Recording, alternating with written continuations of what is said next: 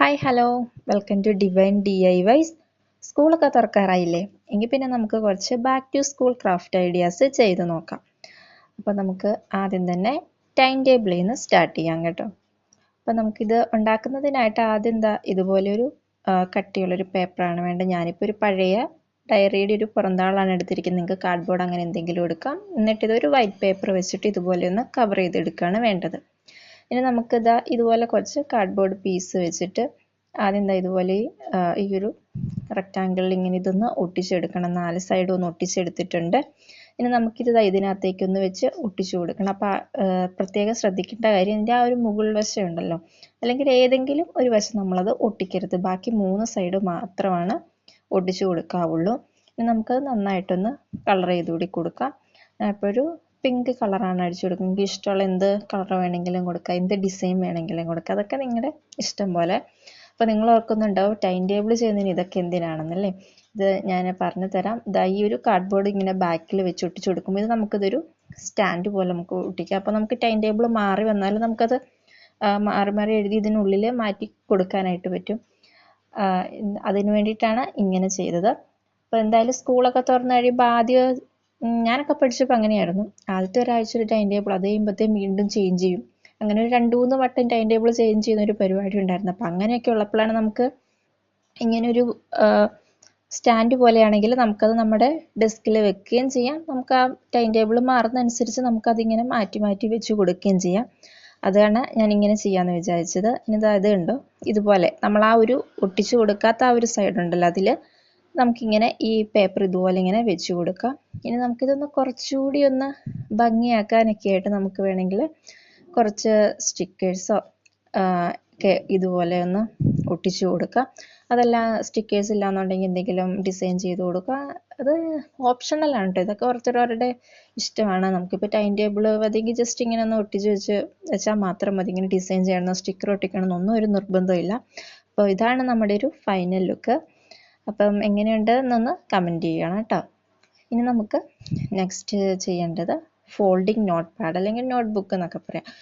നമുക്ക് ആദ്യം തന്നെ ഇതുപോലെ കുറച്ച് പേപ്പർ ചെറുതായിട്ട് ഇതുപോലെ കട്ട് ചെയ്തൊന്ന് എടുക്കണം. എന്നിട്ട് ഇതുപോലെ എന്തെങ്കിലും ഒരു ഡിസൈന് വരച്ചു കൊടുക്കാം. നമുക്കിപ്പോൾ ഇതൊരു സ്റ്റിക്കി നോട്ടായിട്ടോ അല്ലെങ്കിൽ ഒരു ടു ഡു ലിസ്റ്റായിട്ട് എന്ത് വേണമെങ്കിലും നമുക്കിതിനെ വിളിക്കാം കേട്ടോ. അപ്പോൾ ഞാനിത് വളരെ സിമ്പിളായിട്ട് ഒരു ഡിസൈനാണ് ഇവിടെ ചെയ്തു കൊടുക്കുന്നത്. നമ്മൾ സ്കൂളിലൊക്കെ പോകുമ്പോൾ പെട്ടെന്ന് എന്തെങ്കിലുമൊക്കെ ഒന്ന് മറന്നുപോലെ ഹോംവർക്കൊക്കെ പറയുമ്പോൾ പെട്ടെന്ന് എഴുതാനായിട്ട് ആ ഒരു ഇതാണ് ഞാൻ വിചാരിച്ചത്. അങ്ങനെ നമുക്ക് ഇതുപോലെ കുറച്ച് പേപ്പർ ഇങ്ങനെ കട്ട് ചെയ്ത് ഡിസൈനൊക്കെ ചെയ്തിട്ട് ഇതുപോലെ മുകൾ വശം ഇതുപോലെ ഒന്ന് ഒട്ടിച്ച് കൊടുക്കണം. അപ്പോൾ ഞാനിത് നന്നായിട്ടൊന്ന് ഒട്ടിക്കാനായിട്ട് വെച്ചിട്ടുണ്ട്. ഇനി ഇത് നന്നായിട്ട് ഇപ്പോൾ ഒട്ടിയിട്ടുണ്ട്. ഇത് നമുക്കിനി ഇത് ഒരു ടു ഡു ലിസ്റ്റ് പോലെയൊക്കെ ഉപയോഗിക്കാനായിട്ട് പറ്റും കേട്ടോ. ഇനി നമുക്ക് കുറച്ച് സ്റ്റിക്കി നോട്ട് ഉണ്ടാക്കാം. അതിന് ഇതുപോലെ ഞാൻ ചെറിയ കുറച്ച് പേപ്പേഴ്സ് എടുത്തിട്ടുണ്ട്. ഇനി നമുക്കിത് പശ തേച്ച് ഇതുപോലെ ആദ്യം ചെയ്ത പോലെ തന്നെ ഒന്ന് ഒട്ടിച്ചെടുക്കുക. എന്നിട്ട് നമുക്കിത് ഇതൊന്ന് ഒട്ടിക്കഴിഞ്ഞ് കഴിയുമ്പോൾ നമുക്ക് വേറൊരു കട്ടിയുള്ള പേപ്പറിലേക്ക് ഇങ്ങനെ വെച്ചിട്ട് ഇതിങ്ങനെ ഒന്ന് ഒട്ടിച്ചെടുക്കുക. എന്നിട്ട് നമുക്ക് സ്റ്റിക്കി നോട്ട് എന്നൊക്കെ ഒന്ന് എഴുതി ഒന്ന് കുറച്ച് ഭംഗിയാക്കി എടുക്കാനായിട്ട് പറ്റും. എന്നിട്ട് ഞാൻ ഇപ്പോൾ കുറച്ച് സ്റ്റിക്കറൊക്കെ ഇങ്ങനെ ഒട്ടിച്ച് കുറച്ച് ചെറിയ ഡിസൈനൊക്കെ ചെയ്യുന്നുണ്ട് കേട്ടോ. അപ്പോൾ നിങ്ങൾക്ക് ഇതൊക്കെ നിങ്ങളുടെ ഇഷ്ടത്തിനനുസരിച്ച് നിങ്ങൾക്ക് എന്ത് വേണമെങ്കിലും ചെയ്യാം. നമുക്കിതിനൊരു ഫോൾഡിങ് നോട്ട് പാഡാണല്ലോ, അപ്പോൾ ഒരു കവർ പേജ് വേണം. അപ്പോൾ അതിനായിട്ട് ഞാൻ ഇതുപോലെ ഒരു കാർഡ്ബോർഡ് ഷീറ്റ് എടുത്തിട്ടുണ്ട്. എന്നിട്ട് ഒരു നല്ലൊരു പേപ്പർ വെച്ചിട്ട് ഇതുപോലെ ഒന്ന് കവർ ചെയ്തെടുക്കുന്നുണ്ട്. അപ്പം ഞാൻ എൻ്റെ 4 സൈഡ് ഇതുപോലെ ഒന്ന് കട്ട് ചെയ്ത് കളഞ്ഞിട്ട് അതിങ്ങനെ ഒന്ന് നന്നായിട്ടൊന്ന് ഒട്ടിച്ചു കൊടുക്കുന്നുണ്ട്. ഇനി നമുക്ക് വേണ്ടത് ഇതുപോലെ നന്നായിട്ടൊന്ന് ഒട്ടിച്ചു കൊടുക്കുക. ഒട്ടിച്ച് കഴിഞ്ഞിട്ട് നമുക്ക് ഇതിൻ്റെ മുകളിലായിട്ട് ഞാൻ ആദ്യം ഈ ഒരു പേപ്പർ കൊണ്ട് തന്നെ കവർ ചെയ്യാമെന്നായിരുന്നു വിചാരിച്ചിരുന്നത്. പക്ഷെ അപ്പോൾ അതെനിക്ക് അത്ര ഭംഗിയായിട്ട് തോന്നാത്തതുകൊണ്ട് ഞാൻ ഒരു വൈറ്റ് പേപ്പർ വെച്ചിട്ട് അതൊന്ന് കവർ ചെയ്തിട്ടുണ്ട്. നമ്മൾ ആദ്യം ഉണ്ടാക്കി വെച്ചിരുന്നൊക്കെ ഉണ്ടല്ലോ, അതൊന്ന് ഇതിനകത്തേക്ക് ഒട്ടിച്ച് കൊടുക്കുകയാണ് ചെയ്യേണ്ടത്. അപ്പോൾ ആദ്യം തന്നെ ഞാൻ ആ ഒരു ടു ഡു ലിസ്റ്റോ അത് അവിടെ ഒട്ടിച്ചു കൊടുത്തു. ഇനി നമുക്ക് ഇതുപോലൊരു കാർഡ്ബോർഡ് പേപ്പർ എടുത്തിട്ട് അല്ലെങ്കിൽ ഇച്ചിരി കട്ടിയുള്ള പേപ്പർ എടുത്തിട്ട് ഇതുപോലെ ഒന്ന് ഒട്ടിച്ച് ഇങ്ങനെ ഒന്ന് വെച്ച് കൊടുത്ത് അതൊരു ചെറിയൊരു സ്റ്റോറേജ് ബോക്സ് പോലെ നമുക്കൊന്ന് ഉപയോഗിക്കാനായിട്ട് പറ്റും. എന്നിട്ട് എന്തെങ്കിലും ഒരു ഡിസൈനൊക്കെ ഒന്ന് കൊടുത്തൊന്ന് ഭംഗിയാക്കി എടുക്കുക. ഞാനിപ്പോൾ ഇങ്ങനെ ചെറുതായിട്ട് സിമ്പിളായിട്ട് ചെയ്ത് കൊടുത്തിട്ടുണ്ട്. പിന്നെ ആദ്യം നമ്മൾ ഉണ്ടാക്കി വെച്ച ആ സ്റ്റിക്കി നോട്ടും കൂടെ ഒന്ന് ഇതുപോലെ ഒന്ന് ഒട്ടിച്ചു കൊടുത്തിട്ടുണ്ട്. ഇനി അവിടെ ഇവിടെയും കുറച്ച് സ്റ്റിക്കറൊക്കെ ഒന്ന് ഒട്ടിച്ചു കൊടുത്ത് നമുക്കൊന്നുകൂടെ ഒന്ന് ഭംഗിയാക്കി നമുക്ക് എടുക്കാം.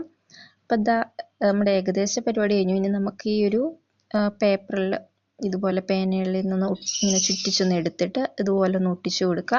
എന്നിട്ടത് ഇതുപോലെ ഒന്ന് ഈ സെൻറ്ററിലായിട്ട് ഒന്ന് ഒട്ടിച്ചു കൊടുത്താൽ മതി. അപ്പോൾ നമുക്കിതൊരു പേന വെക്കാനുള്ളൊരിതുമായി. അപ്പോൾ നമുക്കിത് ഇങ്ങനെ ഫോൾഡ് ചെയ്ത് നമുക്ക് സുഖമായിട്ട് കൊണ്ട് നമുക്ക് എന്തെങ്കിലുമൊക്കെ എഴുതണമെന്ന് തോന്നിയാൽ ഇതിന് ഓരോ പേപ്പർ കീറിയിട്ട് നമുക്കത് എഴുതാം. പിന്നെ നമുക്ക് എന്തെങ്കിലും സ്റ്റിക്കറൊക്കെ വേണം ഇതിനകത്ത് സ്റ്റോർ ചെയ്ത് വെക്കാനൊക്കെ ആയിട്ട് പറ്റും. അപ്പോൾ ഈ ഒരു ഫോൾഡിങ് ഇത് ഇഷ്ടപ്പെട്ടോ ഇല്ലയോ എന്നൊന്ന് കമൻറ്റ് ചെയ്യാം കേട്ടോ. ഇനി അടുത്തത് നമുക്ക് നെയിം സ്ലിപ്പ് ഇല്ലാതെ എങ്ങനെയല്ലേ സ്കൂളിൽ പോകുക. അപ്പം നമുക്ക് വളരെ സിമ്പിളായിട്ട് നെയിം സ്ലിപ്പ് ഉണ്ടാക്കാം. അപ്പോൾ അതിനായിട്ട് ആദ്യം ഒരു A4 പേപ്പർ എടുത്തിട്ട് ഇതുപോലെ ഒന്ന് മടക്കി ഇതുപോലെ ഒന്ന് ആക്കിയെടുക്കുക.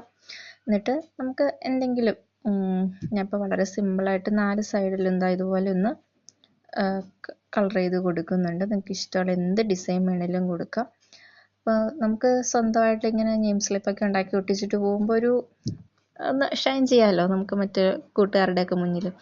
അപ്പോൾ ഇങ്ങനെ എന്തെങ്കിലുമൊക്കെ സിമ്പിളായിട്ട് എന്തെങ്കിലുമൊക്കെ ഒന്ന് വരച്ചു കൊടുത്താലും മതി. പക്ഷെ നമുക്ക് അവസാന റിസൾട്ട് കാണുമ്പോൾ ഇപ്പോൾ കാണുമ്പോൾ വളരെ സിമ്പിളാന്ന് തോന്നിയാലും റിസൾട്ട് കാണുമ്പോൾ നമുക്ക് നല്ല രസമായിട്ട് തോന്നും.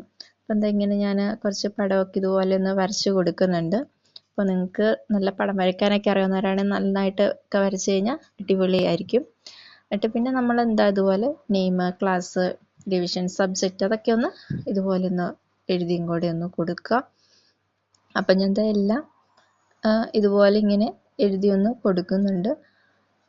ഇപ്പോൾ ഇതാ സ്കൂളും എഴുതി. ഇനി ഇതുപോലെ എല്ലാത്തിലും ഒന്ന് ഞാൻ എഴുതിയിട്ടുണ്ട്. ഇനി വേണ്ട നമുക്കിതൊന്ന് കട്ട് ചെയ്തെടുക്കുക. ഇത് ഓരോന്നും ഇനി കട്ട് ചെയ്ത് മാറ്റിയിട്ടുണ്ട്. അപ്പോൾ നമ്മുടെ നെയിം സ്ലിപ്പ് ഇവിടെ റെഡി ആയിട്ടുണ്ട്. അപ്പോൾ നിങ്ങൾക്ക് ഇഷ്ടപ്പെട്ടോ ഇല്ലയോ എന്നുള്ളത് കമൻറ്റ് ചെയ്യാം കേട്ടോ.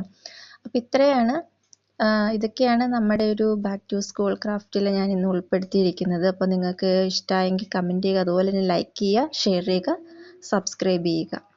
Thank you.